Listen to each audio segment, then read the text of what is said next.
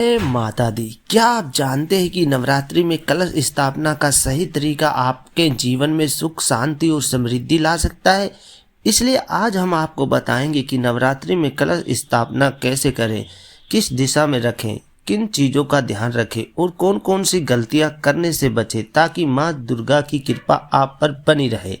सबसे पहले आपको शुभ मुहूर्त में कलश स्थापना करनी चाहिए, जिससे आमतौर पर नवरात्रि के पहले दिन अभिजीत मुहूर्त या ब्रह्म मुहूर्त में करना शुभ माना जाता है। अब जब आपने सही समय चुन लिया है तो पूजा स्थान का चुनाव करें, जहां कलश को उत्तर, पूर्व, ईशान कोण या पूर्व दिशा में रखा जाता है। और आप ध्यान रहे कि माँ दुर्गा की मूर्ति या चित्र को इस तरह रखें कि उनका मुख पश्चिम की ओर हो और जब आप पूजा करें तो आपका मुख पूर्व की ओर रहे। अब बात करते हैं कलश की तैयारी की।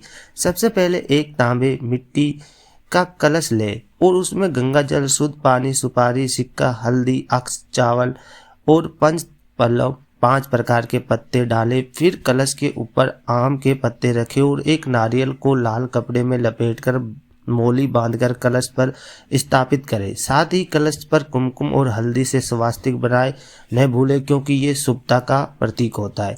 अब पूजा स्थान पर एक लकड़ी की चौकी रखें, उस पर लाल पीला कपड़ा बिछाएं और माँ दुर्गा की प्रतिमा या चित्र को स्थापित करें। फिर माँ के दाएं ओर कलश को रखें और यदि संभव हो तो कलश के पास मिट्टी रखें और उसमें जौ बोएं, क्योंकि इससे सब धान्य कहा जाता है और ये समृद्धि का प्रतीक माना जाता है।